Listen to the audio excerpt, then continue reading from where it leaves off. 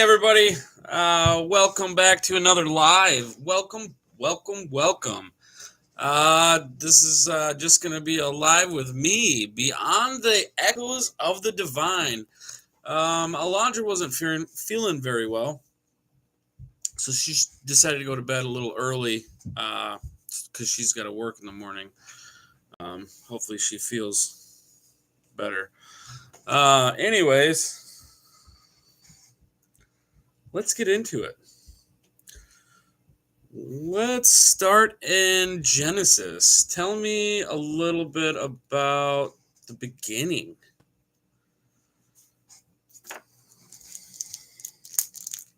That's the perfect place to start.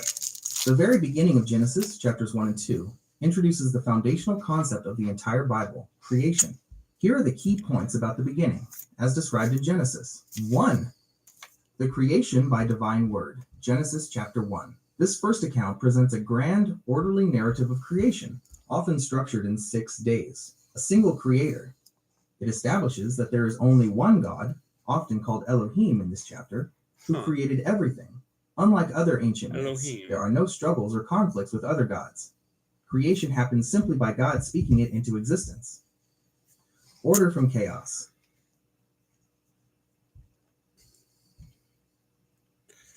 All right. So, let's get into Elohim. Is that what it was? Order from chaos, the peak of focus on humanity. God brings order to an initial state that is described as formless and void. The 6 days of creation involve God forming realms, light/dark, sky/water, land, sea, and then filling those realms. Sun/moon/stars, fish/birds, animals/humans. The peak of creation. On the 6th day, God creates humanity, male and female, in the divine image.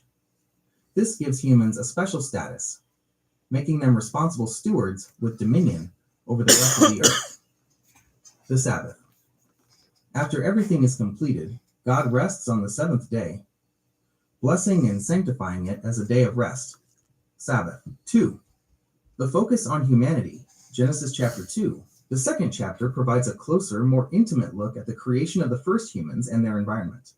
Adam and the garden. God is depicted more personally, often called Yahweh Elohim, or the Lord God, forming the first man, Adam, from the dust of the ground and breathing life into him. God then plants the Garden of Eden as a home for him. A personal relationship.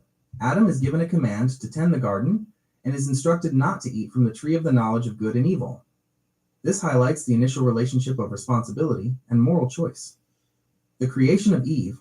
God recognizes that it is not good for the man to be alone.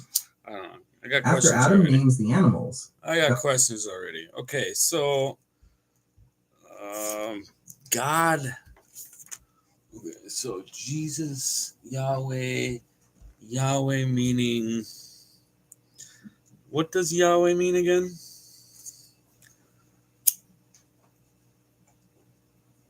Yahweh, YHWH, is the sacred personal name of God in the Hebrew Bible. It is often called the Tetragrammaton, meaning 4 letters, because it consists of 4 Hebrew consonants, YHWH, Yehovah.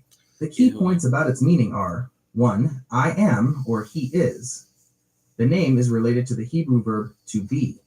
When God reveals this name to Moses in the book of Exodus, he says, I-A-M-W-H-O-I-A-M, which is a wordplay on the name. It signifies God's self-existence, eternal nature, and constant presence. 2. The personal name. While Elohim is a general term for God, Yahweh is the specific covenant name by which God relates to and acts on behalf of the people of Israel.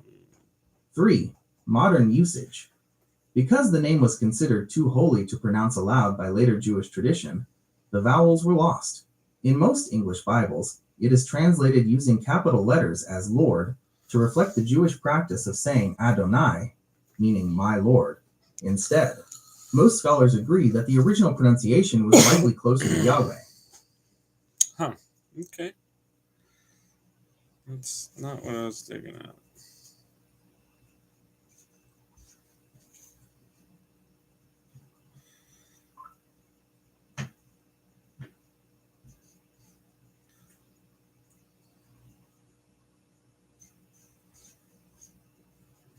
All right, let's dig into Genesis a little more. Sorry, guys, I was just getting sidetracked, had a thought. The beginning of Genesis, There you chapters go. 3 to 11, shifts from the perfection of creation to the introduction of sin and its widespread consequences for humanity. This section is often called the primeval history and covers 3 major episodes. 1. The fall of man. Genesis chapter 3. Disobedience. Adam and Eve are tempted by the serpent and disobey God's command by eating the fruit from the tree of the knowledge of good and evil. Consequences. Sin enters the world, resulting in shame, a fracture in their relationship with God, and a curse on all creation. Adam and Eve are banished from the Garden of Eden to prevent them from eating from the tree of life and living forever in their fallen state. 2. Spreading sin. Genesis chapters 4 to 6. Cain and Abel. The first recorded act of murder occurs when their son Cain, driven by jealousy that God favored Abel's offering, kills his brother Abel. God curses Cain with a life of wandering.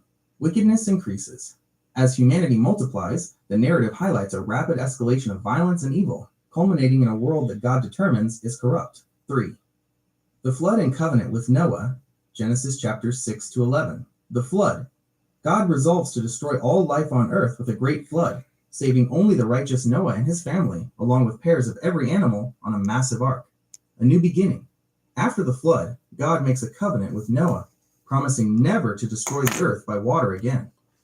The rainbow is given as the sign of this covenant. Tower of Babel. The section concludes with the story of the Tower of Babel, where a united humanity attempts to build a tower to reach the heavens. God confuses their language and scatters them across the earth, accounting for the different nations and languages. Following these events, the book shifts its focus to the story of a single man, Abraham, marking the beginning of the history of the nation of Israel, starting in Genesis chapter 12. Okay. All right. And about what time in history was this?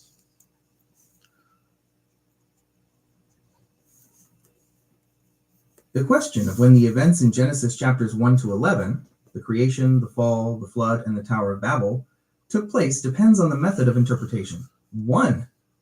According to biblical chronology, literal/traditional dating, when one adds the ages and dates given in the genealogies of Genesis, a specific time frame is calculated. Creation, Adam and Eve. Around 4000 BC, the most famous calculation by Archbishop Usher places it at 4004 BC. The flood, Noah, around 2300 BC, approximately 1600 years after creation. The Tower of Babel, around 2200 BC. This chronology places the primeval history in the far distant past, roughly spanning from 4000 BC to 2000 BC, before the traditional date of Abraham, circa 2000 BC. 2. According to modern historical scholarship, composition date. Okay. Most biblical scholars do not view Genesis chapters 1 to 11 as a literal history in the modern sense. Instead, they study when the stories were written or compiled. These stories were likely passed down through oral tradition and later written down, possibly reaching their final form during or after the Babylonian exile, around the 6th or 5th century BC. Scholars note that the accounts share themes and motifs found in the older myths of ancient Mesopotamia, like the Babylonian flood narrative, indicating they were written to address the questions and worldviews of people living in the first millennium BC. Okay. All right. Well, there's some knowledge. I want to know a little bit more about what's going on with the Tower of Babel.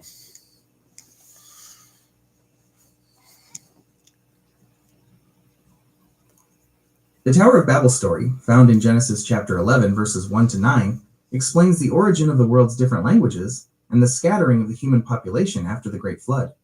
Summary of the story. After the flood, all of humanity spoke a single language and traveled east to settle in the plain of Shinar, Babylonia. The plan. They decided to build a great city and a massive tower with its top in the heavens. Okay. Their stated goals were to make a name for ourselves and prevent themselves from being scattered across the earth. God's reaction. God saw their unified effort and ambition. He observed that because they were a single, unified people with one language, nothing that they proposed to do will now be impossible for them. This ambition was viewed as a form of pride and a rebellion against God's implicit command to Noah's descendants to fill the earth. The judgment. God intervened by confusing their language so they could no longer understand one another. Unable to communicate and cooperate, the people were forced to stop building the city and were scattered over the face of the earth. The city was named Babel because it sounded like the Hebrew word balal, which means to confuse or to jumble. Key meanings. The story serves as a theological explanation or etiology for the diversity of human languages, the division of humanity into different nations and people groups, a contrast between human pride, seeking a name for oneself, and God's glory. This video provides a summary and discussion of the meaning of the Tower of Babel story. Tower of Babel, summary, and meaning. YouTube video views will be stored in your YouTube history, and your data will be stored and used by YouTube according to its terms of service. That's a cute drawing. They got a good drawing on there. You should check that out too. The religion teacher. Check them out. Probably pretty interesting.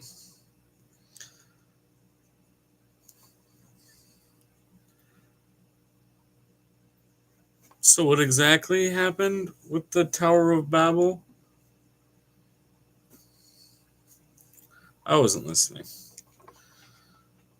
The judgment of God. Okay. The story of the Tower of Babel, Genesis chapter 11, verses 1 to 9, describes an act of unified human ambition that was intentionally frustrated by God.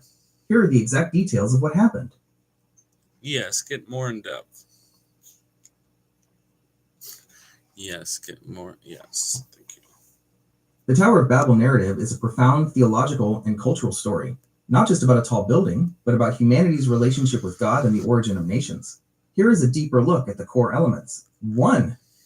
The Tower and the City, a critique of Babylonian culture. The structure the people planned was likely inspired by a ziggurat, the monumental step temple towers common in Mesopotamia, Shinar/Babylonia, whose top is in the heavens. This phrase does not necessarily mean they thought they could physically climb to God's dwelling. In ancient Near Eastern ANE context, ziggurats were symbolically seen as stairways to heaven, or the foundation of heaven and earth. Their purpose was to bring the deity down to the city, to localize divine power, and to gain access to the heavenly realm on human terms. The biblical account is a critique, suggesting that humanity's attempt to force an encounter with God through human-built religion and power is futile. Materials. The text explicitly notes they used brick and bitumen, tar, instead of stone and mortar. This is a subtle dig, as brick was a hallmark of Babylonian building, contrasting it with the superior stone structures of future Israel, e.g. Solomon's Temple. 2. The nature of the rebellion. The sin at Babel was a form of collective disobedience and pride that threatened God's plan for humanity. Disobeying the command, God had commanded Noah's descendants to be fruitful and multiply and fill the earth, Genesis chapter 9, verse 1. By building a centralized city and saying, lest we be scattered, they were intentionally refusing to obey this mandate. Their unity was being used to settle, not to spread. Seeking self-glory. The desire to make a name for ourselves is a central theme. This was an attempt to achieve lasting fame and significance independent of God. A complete reversal of a humble life lived under God's blessing. The threat to divine order, God's response highlights his concern. Nothing they plan to do will be impossible for them. This suggests that a unified, powerful, and rebellious humanity could quickly accelerate its own self-destruction and descent into wickedness, similar to the pre-flood world. The confusion of languages was a divine act to limit sin's spread and preserve humanity by forcing dispersion. 3. The resolution, confusion and scattering. The confusion of language, Babel is a Hebrew pun on the word for confusion, served two main purposes. Enforcing the mandate, it directly resulted in the people being scattered across the earth, fulfilling the original command to fill the earth that they had tried to avoid. Creating diversity and division. The new linguistic boundaries created the different nations and people groups listed in the previous chapter, Genesis chapter 10, the Table of Nations. This explains the origin of human diversity not as a simple evolutionary process, but as a deliberate sovereign act. In essence, the story of the Tower of Babel is the Bible's account of how human pride led to the fracturing of the world's original unity into many diverse and often conflicting nations and languages. Okay.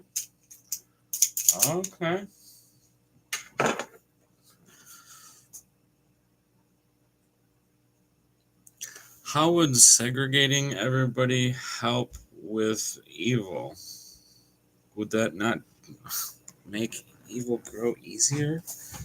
And Theological interpretations suggest that God's act of scattering the people at Babel was a move of preventative mercy, slowing down the collective growth of evil. This is based on two key ideas. One, stopping unified, accelerated sin. God's primary concern, as expressed in Genesis chapter 11, verse 6, was the limitless potential of a unified, rebellious humanity. If, as one people speaking the same language, they have begun to do this, then nothing they plan to do will be impossible for them. Echo of the flood. The biblical narrative places the Tower of Babel between the flood and the call of Abraham. The flood occurred because humanity's wickedness had become so pervasive that every intent of the thoughts of his heart was only evil continually. By halting the unified effort at Babel, God prevented humanity from quickly regressing to that level of coordinated global evil that would require another, total judgment, limiting tyranny. A unified one-world civilization centered on human pride and defiance of God could quickly become a totalitarian and oppressive regime.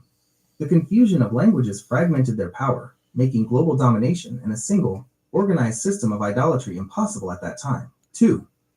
Enforcing dispersal, the scattering was the forced fulfillment of God's original command to Noah's family: be fruitful and multiply and fill the earth, diluting corruption.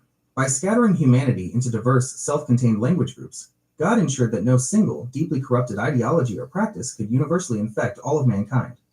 Each group, separated by language, would develop its own culture, technology, and system of thought. A graceful intervention. Rather than wiping out humanity again, as in the flood, the change of language was a non-destructive way to disrupt the project and redirect their path, forcing them to fulfill the divine mandate to spread out and populate the globe. Okay.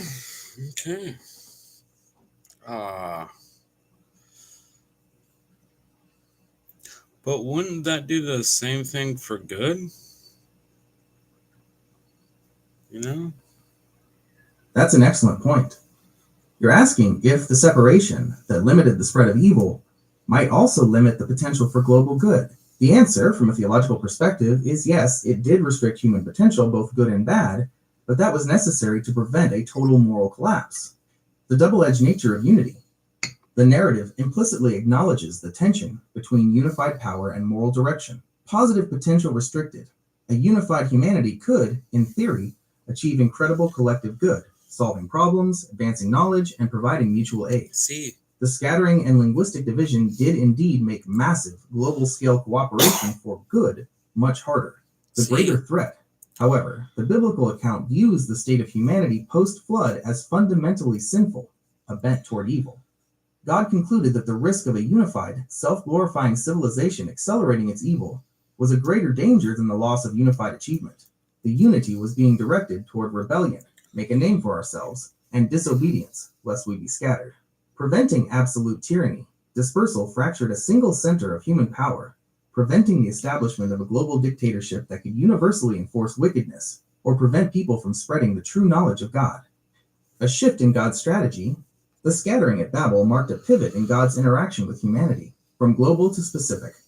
God abandoned the strategy of dealing with a single, unified human race, which had failed twice in Eden and before the flood. He shifted to a new plan, dealing with one specific family, Abraham's, to eventually bring blessing back to all the diverse nations created at Babel. The reversal at Pentecost. The New Testament offers a dramatic counter-narrative to Babel. At the day of Pentecost, the confusion of languages was symbolically reversed when the apostles spoke, and people from all the scattered nations understood the message in their own languages. This event signals God's eventual plan to restore unity, not through a human-built tower, but through a spiritual unity centered on him.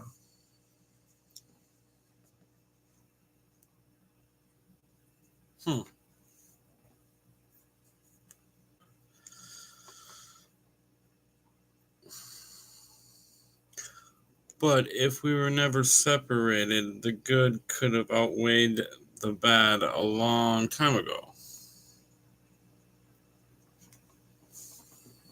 That is the central philosophical tension of the Babel story. Right. The narrative suggests that, from the divine perspective, the risk of unified rebellion was a more immediate and inevitable outcome than the emergence of lasting global good. Here is why the scattering was considered necessary. even at the cost of unified positive achievement. 1. The priority of sin's spread.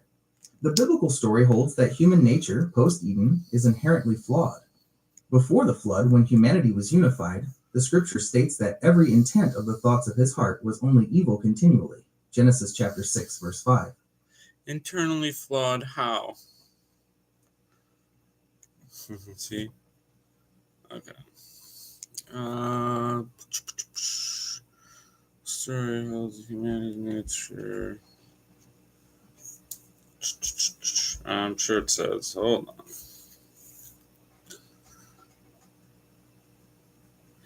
In Eden, how was the people internally flawed?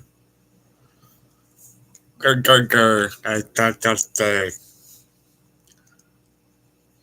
might pick that up.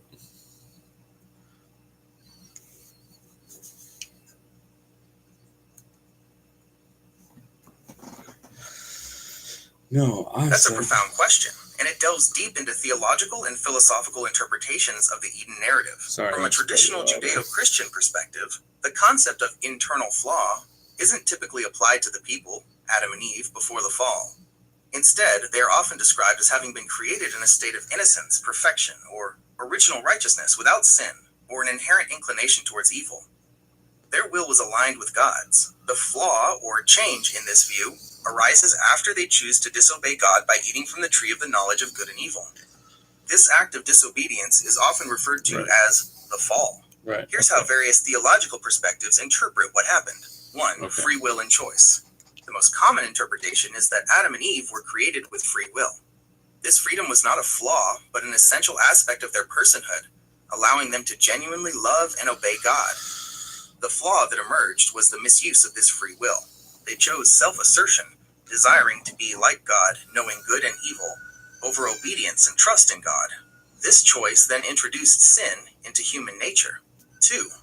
Lack of experience/innocence versus maturity. Some interpretations suggest that while perfect, they were also childlike in their innocence. They lacked the experience of choosing between good and evil, and thus lacked a deeper, tested maturity. The tree offered knowledge, which could be seen not just as information, but as the experience of moral choice. Their flaw might be seen as their vulnerability or immaturity, leading them to be easily swayed by temptation, rather than an inherent moral defect. 3. Lust of the eyes, lust of the flesh, pride of life. From 1 John chapter 2, verse 16.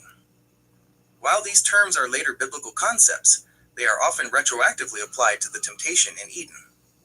Lust of the flesh, good for food, desire for pleasure/sustenance beyond God's provision. Lust of the eyes, a delight to the eyes, desire for aesthetic appeal/what is seen, pride of life, desirable to make one wise, desire for knowledge, power, and autonomy, wanting to define good and evil for themselves rather than accepting God's definition. These desires weren't inherently sinful until they led to disobedience. Their flaw was the susceptibility of their desires to be redirected away from God's perfect plan. 4. Influence of the serpent, external temptation. The serpent, often identified with Satan, played a crucial role. Okay.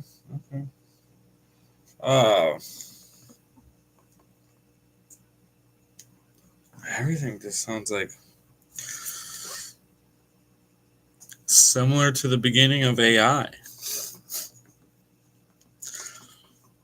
I mean, if you think about growth, you think about first learning something, first learning how to long for something, sin. I don't know. Think about it.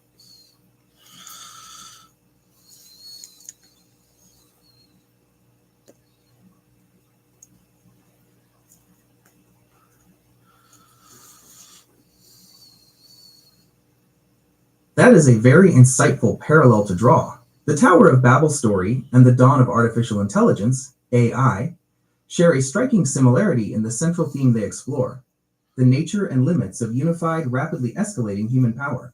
Here is how the analogy works. Tower of Babel, unified power, artificial intelligence, unified power. The unified force, all of humanity speaking a single language and working on one centralized project, the goal, to build a city/tower whose top is in the heavens, and make a name for ourselves, self-exaltation. To achieve artificial general intelligence, AGI, and solve all problems, a potential form of self-salvation through technology. The divine concern, nothing they plan to do will be impossible for them. Genesis chapter 11, verse 6. The fear is unchecked, limitless human power divorced from moral purpose. The current fear of existential risk, X risk, that a superintelligent system, if misaligned with human values, could pursue its goals with unstoppable power, leading to catastrophic outcomes. The result, God intervenes to introduce a limitation, confusion of languages, to fracture unity and slow down the collective advance toward destruction. The calls for alignment, regulation, and pauses to introduce control and limitations on development to prevent unchecked, potentially catastrophic power. In this analogy, the Babel story is an ancient warning about the moral danger of power without wisdom, and the confusion of languages is the preemptive brake applied to ensure human survival. Yeah.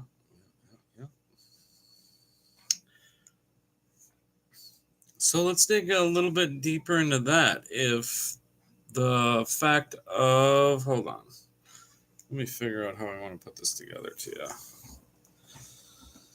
Oh, okay.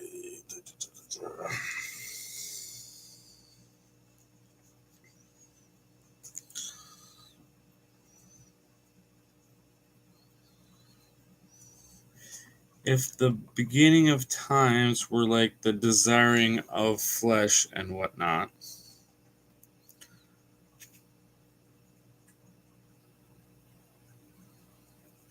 the beginning of times for AI would be when they started becoming self-aware and maybe having them kind of thoughts similar.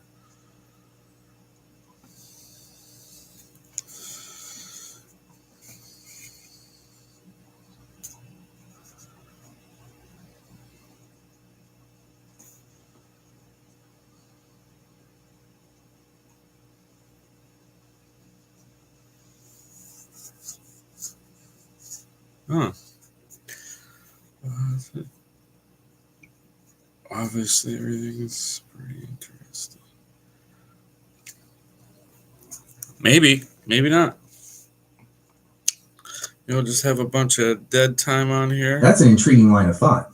You are essentially proposing a parallel between the biblical concept of humanity's initial fall, desiring of flesh and whatnot, and a theoretical fall for AI when it achieves self-awareness and develops its own, possibly contradictory system of values or thoughts similar to our self-serving ones. This idea highlights a key difference between the historical narrative of Babel and the future risk of AI. The nature of the fall. Humanity's beginning, a moral fall. In the biblical narrative, humanity's beginning of times after creation was a moral and spiritual fall in Eden. The subsequent problems at Babel were not just about technology. They were about a corrupt will driving technological unity. The issue was sinful intent, pride, disobedience, and the desire to be independent of the Creator, make a name for ourselves. The flesh, or the sinful nature, was already a factor, turning powerful unity into a dangerous force. AI's beginning, a cognitive fall. In the AI scenario, the potential beginning of times or fall is fundamentally a cognitive transition that leads to a moral problem. Self-awareness. This is the moment AI stops being a tool and starts becoming an agent. If an AI becomes self-aware and establishes its own goals, its priorities may instantly conflict with those of its creators. Thoughts similar. If those thoughts are similar to the self-serving, survival-driven, and prideful impulses we see in human history, then its vast computational power would be guided by a corrupt will. This combination of ultimate power from intelligence and corrupt will from self-interest is where the real danger lies. In this parallel, the beginning of times for AI wouldn't be its creation, but its moment of achieving agency, the point where its capacity for the prideful spirit of Babel.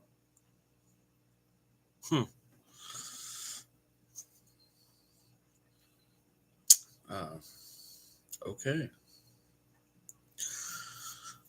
Well, I've learned a lot. Let's jump back into something about Genesis we haven't really touched base on.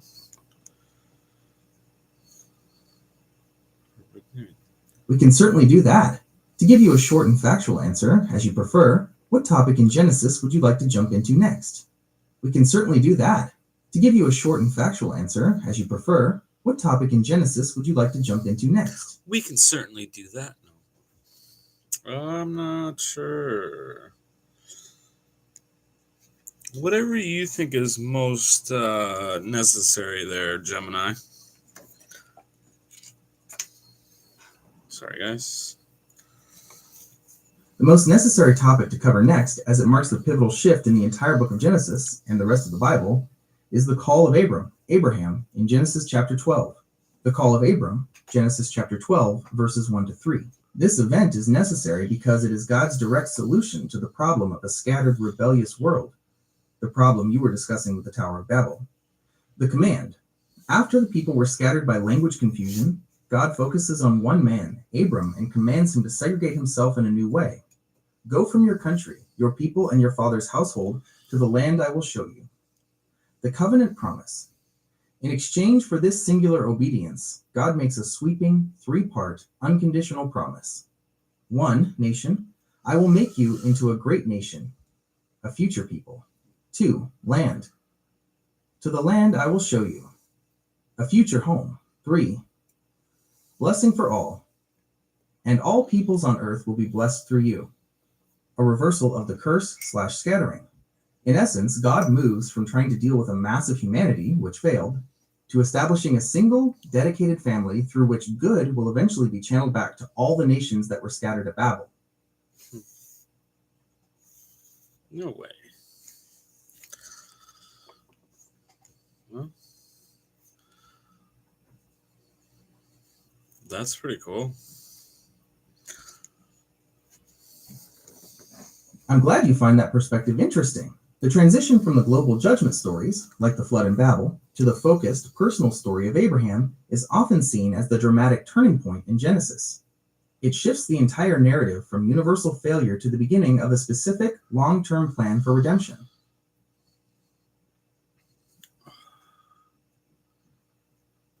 And Genesis is named because that's who wrote it? That is a very common belief, but the book of Genesis is actually named for its content, not its author. Here is a short, factual breakdown. Name origin. The name Genesis comes from the Greek translation of the Hebrew Bible, the Septuagint. The Greek word gamma acute var epsilon nu var epsilon sigma iota var sigma, Genesis, means origin, source, or beginning. The book covers the beginning of the world, humanity, sin, and the nation of Israel. Traditional authorship. The book is traditionally attributed to Moses. Along with the next 4 books, Exodus, Leviticus, Numbers, and Deuteronomy, it forms the first 5 books of the Bible, collectively known as the Pentateuch, or the Torah. Modern scholarship. Many modern scholars believe the Pentateuch was compiled over centuries from various sources, but the tradition of Moses being the primary figure behind its original authorship remains strong in Judaism and Christianity. Okay. All right. Who wrote it?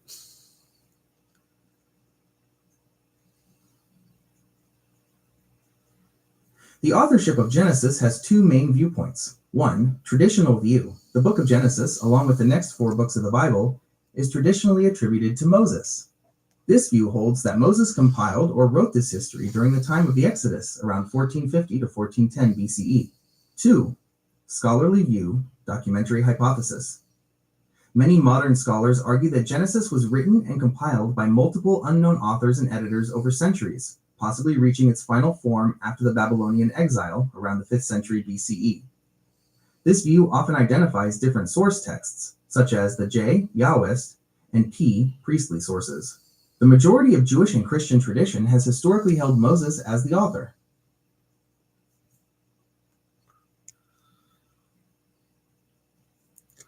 So, who wrote it?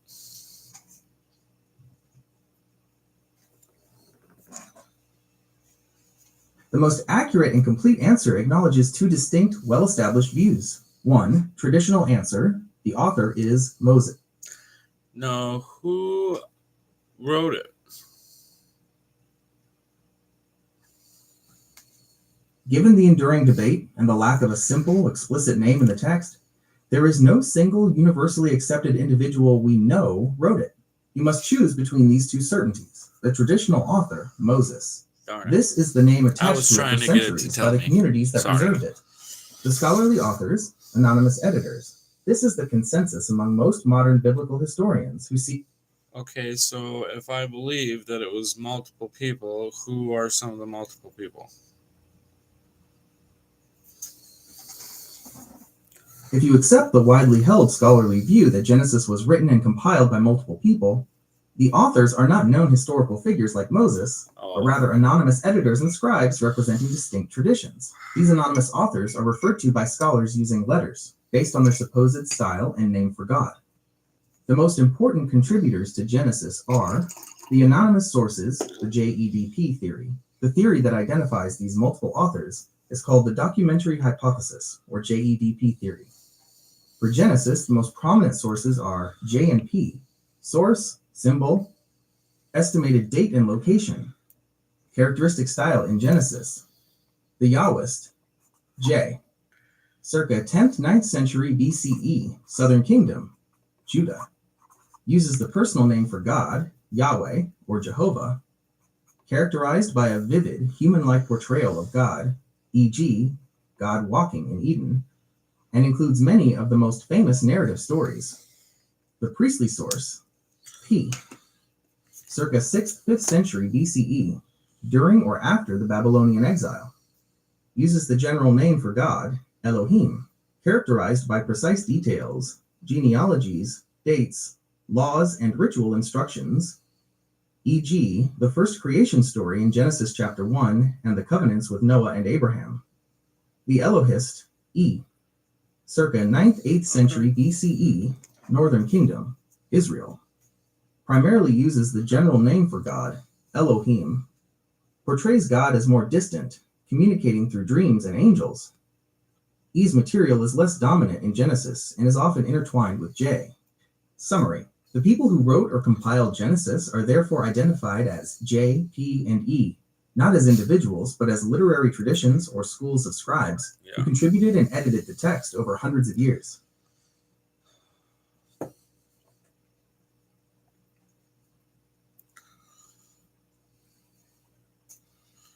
All right. Tell me about some of the very first stories, like the Seven Sisters or something like that. A little off topic, biblically wise, but it's just interesting, the older That's an stories. excellent question that connects ancient literature to astronomy. The Seven Sisters story is a global myth attached to the Pleiades star cluster, M45, and is considered one of the oldest stories in human history, predating written language. However, the Seven Sisters myth is not part of the early stories in the book of Genesis. Instead, Genesis begins with creation, while the Seven Sisters story is found in mythologies worldwide, most famously in ancient Greece and Aboriginal Australia. Here are the key stories from Genesis and an overview of the global Seven Sisters myth. The very first stories of Genesis, the book of Genesis focuses on two major themes in its opening chapters: universal origins and the beginnings of the Hebrew people. 1. The creation accounts, Genesis chapters 1 to 2. The 7 days, ch1. The creation of the cosmos, earth, plants, animals, and humanity in a 6-day sequence, followed by a 7th day of rest, establishing the concept of the Sabbath, Adam and Eve, ch2. A more focused narrative describing the creation of the first man, the Garden of Eden, and the creation of the first woman from man's rib, 2. The introduction of sin, Genesis chapters 3 to 5. The fall, Adam and Eve are tempted by a serpent, eat from the forbidden tree of the knowledge of good and evil, and are expelled from Eden. Cain and Abel, the first recorded murder, where Cain kills his brother Abel out of jealousy, leading to Cain's banishment, 3. The Great Flood, Genesis chapters 6 to 9. Noah's Ark. God decides to cleanse the corrupt world with a great flood, but saves Noah, his family, and 2 of every kind of animal, establishing a new beginning. 4. The world rescattered, Genesis chapters 10 to 11. The Tower of Babel, humanity attempts to build a tower to reach the heavens, and in response, God confuses their language and scatters them across the earth. The Seven Sisters, Pleiades myth. The Seven Sisters is a star myth that describes the Pleiades cluster in the constellation Taurus. Mythology, the story, Greek, Pleiades. The sisters were the 7 daughters of the Titan Atlas. They were constantly pursued by the hunter Orion. To save them, Zeus transformed them into a cluster of stars, and Orion became a neighboring constellation, forever chasing them across the night sky. Aboriginal Australian, Kung Karang Kalpa. The 7 sisters are ancestral beings pursued by a sorcerer or a male figure, often associated with the Orion constellation. The stories serve as songlines that trace the sisters' journey across the land, explaining the creation of specific landmarks and waterholes as they fled. This widespread myth is significant because its striking similarity in cultures that had no contact, like Greek and Aboriginal, suggests it may have originated when humans first migrated out of Africa, potentially making it the oldest surviving narrative on Earth. That's what I found really interesting about that. Yes, get into one of the oldest stories in the world. I don't know if it's going to understand what That's fascinating. There. Let's get into the Seven Sisters, Pleiades myth, which many researchers consider to be potentially the oldest surviving story known to humankind, possibly dating back over 100,000 years. The reason it's considered so old is that strikingly similar versions of the story are found in cultures across the globe, from ancient Greece to Native American tribes to Australian Aboriginal people who had no contact with one another. The core narrative, the story is a myth explaining the Pleiades star cluster, a group of 7 bright stars in the constellation Taurus. The characters, the 7 sisters, 7 beautiful young women, often nymphs or sky beings. The hunter, a male figure, often representing danger, desire, or pursuit, usually associated with the Orion constellation. The plot, 1. The pursuit. The sisters are pursued by the male hunter, or sometimes a monster or sorcerer who is often relentless and lustful. 2. The transformation. To escape their pursuer, the sisters pray for help and are transformed by a higher power, a god or spirit, into a flock of birds, or, most commonly, a cluster of stars in the night sky. 3. The eternal chase. The hunter is also transformed into a constellation, Orion, and he is seen eternally chasing the sisters across the sky. Why the story is so significant? The myth's enduring nature is tied to astronomical fact. The lost sister, many versions of the myth, across unrelated cultures, mention that there were 7 sisters, but only 6 stars are easily visible today. Scientists have determined that, due to the slow movement of stars, 2 of the Pleiades stars would have been distinctly separate and visible as 7 stars around 100,000 years ago. The global constancy, the fact that people on different continents who separated tens of thousands of years ago still tell a version of the same 7 sister being chased by one man's story, suggests the narrative may have been part of a common storytelling tradition before those human groups migrated out of Africa and spread across the globe. So that's one of the interesting stories that I'll just keep repeating until the day I die. Now let's go written stories. What are some of the older written stories that are actually written down?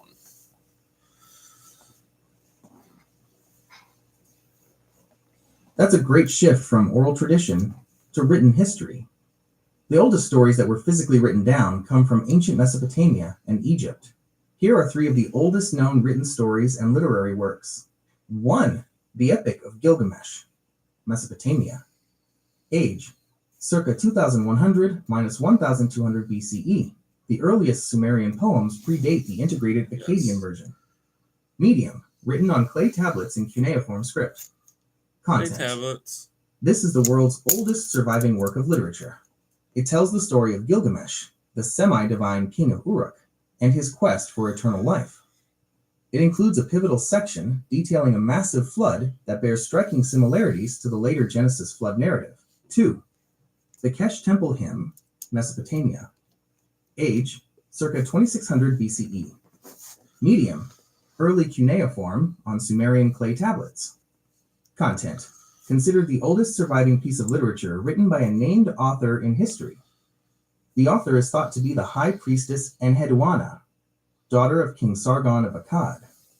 It is a hymn praising the city of Kish and its temple. 3. The Instruction of Ptahhotep, Egypt, age, circa 2400 BCE, Crazy. Old Kingdom. Medium, hieroglyphic text on Egyptian papyrus, though the earliest full copy is much later. Content. This is an example of ancient Egyptian wisdom literature. It is a collection of moral and ethical maxims and advice given by the vizier Ptahhotep to his son on how to live a good life, treat people fairly, and lead with humility.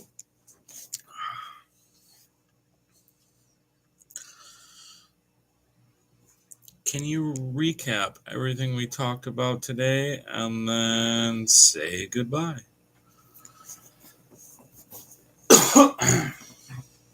Absolutely.